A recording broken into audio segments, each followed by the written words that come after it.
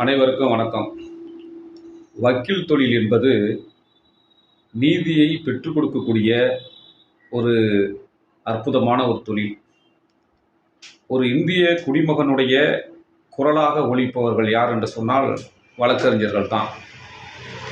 ஆனால் வழக்கறிஞர்கள் மிக திறம்பட செயல்பட்டாலும் கூட அந்த தொழிலில் போலித்தனமான நபர்கள் தன்னை வழக்கறிஞர்கள் என்று சொல்லிக்கொண்டு காவல் நிலையம் செல்வதும் கோர்ட்டுக்கே வருவதும் இப்படி போன்ற குற்றச்சம்பவங்கள் நடந்து கொண்டு தான் இருக்கின்றன. அந்த வக்கீலுக்கு கொடுக்கக்கூடிய அந்த எம்பளம் இருக்குது பார்த்தீங்களா, அந்த காலர் மாதிரி அடையாளம், அந்த அடையாளத்தை இன்றைக்கி பார்த்தீங்கன்னா அந்த ஸ்டிக்கர் படுற பாடு பெரிய பாடு, பெரும்பாடு.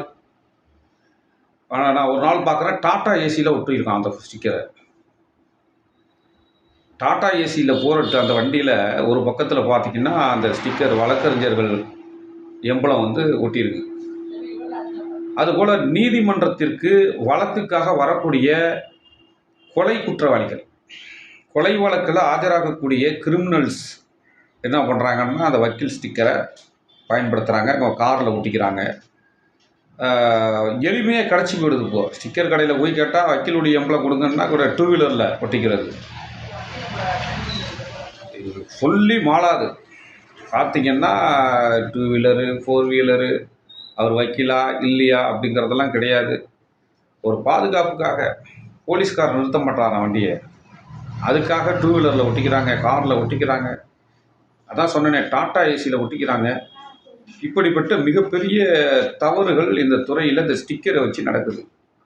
10 நாள் கோர்ட்டுக்கு நிற்கிறவங்க கூட 11வது நாள் என்ன ஆச்சுன்னா, பிளாக் பேண்ட்டு ஒயிட் சட்டை போட்டுக்கிட்டு தான் வக்கீல் அப்படிங்கிற மாதிரி வெளியில் சொல்லிக்கிட்டு ஏமாற்று வேலையில் ஈடுபடுகிறார்கள். அதுபோல் காவல் நிலையத்துக்கு வக்கீல் மாதிரி ஒயிட்டு ட்ரெஸ்ஸு, ஒயிட்டு சட்டை, கருப்பு பேண்ட்டு இதை போட்டுக்கிட்டு அங்கே போய் வக்கீல்னே சொல்லிக்கிறது. காவல்துறை உனக்கு அடையாள அட்டை இருக்கா இல்லையா அப்படிங்கிறதெல்லாம் கேட்கறது கிடையாது. கேட்டால் அது ஒரு மரியாதை குறைவாக போயிடுமோ அப்படிங்கிற அடிப்படையில் காவல்துறையில் அதை கேட்கறது இல்லை. பார்த்திங்கன்னா ஒவ்வொரு பகுதியிலும் தமிழ்நாடு முழுவதும் இது போன்ற சம்பவங்கள் நிறைய நடந்துக்கிட்டு இருக்குது. பார் கவுன்சிலும் இருக்குது, இதுக்கு எந்த வித நடவடிக்கையும் எடுக்கலை. வழக்கறிஞர் சங்கம் ஒவ்வொரு கோர்ட்டு இருக்கிற இடத்துல வழக்கறிஞர் சங்கங்களும் இருக்குது, அதுவும் ஒன்றும் எடுக்கலை. மிகப்பெரிய தவறுகள் நடந்துக்கிட்டு இருக்குது. இதற்கெல்லாம் ஒரு முடிவு கட்டக்கூடிய அளவில் பார் கவுன்சில் இதுக்கு ஒரு முறையான ஒரு நடவடிக்கை எடுத்தால் அது நன்றாக இருக்கும். ஒரு வழிகாட்டுதல் நெறிமுறையை வகுக்கணும் பார் கவுன்சில்.